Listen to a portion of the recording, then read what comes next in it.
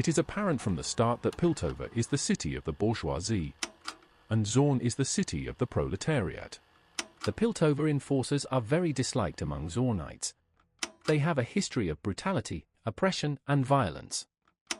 In Lenin's work The State and Revolution, he writes that the state arises when tension between classes become too deep to resolve peacefully. It is not neutral, but a special organization of force that is used by one class to suppress another. Under capitalism, the state serves the bourgeoisie by protecting private property and maintaining class hierarchy. The state is an organ of class rule, an organ for the oppression of one class by another. Early in Vanda's life he takes part in the violent uprising against Piltover's oppression of Zaun. The show's opening scenes show the aftermath of the rebellion where the parents of main characters, Jinx and Vi, were killed. This trauma caused Vanda to leave behind his revolutionary politics and become a reformist, seeking peace and gradual change over time while raising Jinx and Vi.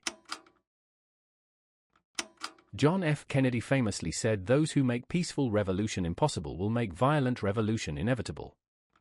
One of the story's main character, Silco, who once fought beside Vanda in the failed revolutionary uprising, was betrayed by Vanda. Motivated by his belief that Silco's revolution would ultimately lead to more suffering, Vanda attempted to kill him. Silco interpreted Vanda's betrayal as weakness.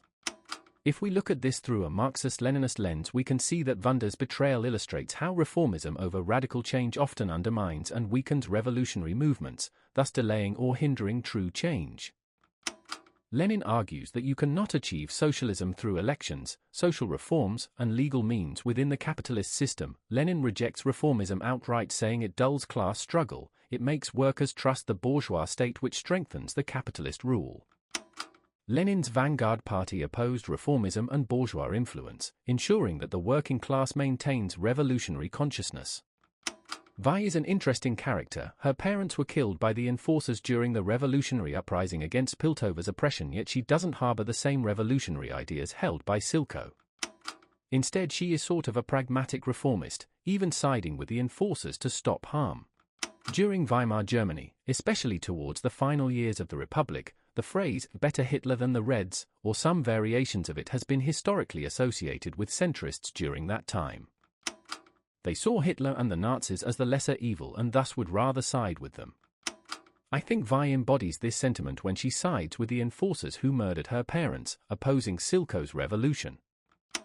Without any understanding of anarchism, many people would likely classify Jinx as an anarchist due to her chaotic nature and disregard of rule and law, but in its ideological basis, anarchism is a political philosophy which aims at creating a non-hierarchical, stateless society. Jinx is driven by trauma, anger, and vengeance, not by an ideology of a society without hierarchy. If we look at Jinx through a Marxist-Leninist lens, we instead see that Jinx dramatizes the psychological and social consequences of systemic oppression. Born to the wealthy aristocratic Karaman family, who is a part of Piltover's elite, Caitlin is an apprentice enforcer, tasked with investing escalating crime in Piltover and the tension involving Zaun. Caitlin develops a relationship with Vi, and through exposure to the people of Zaun, Caitlin begins to gain class consciousness. As a result, Caitlin begins to seek reform within Piltover's system. This ties into Lenin's idea that awareness of oppression alone isn't enough to achieve revolutionary consciousness. Without any external theory or framework, her awareness remains partial. The city of Piltover is ran by a select few elites. A small group of wealthy and influential families who wields political and economical power to maintain control over society.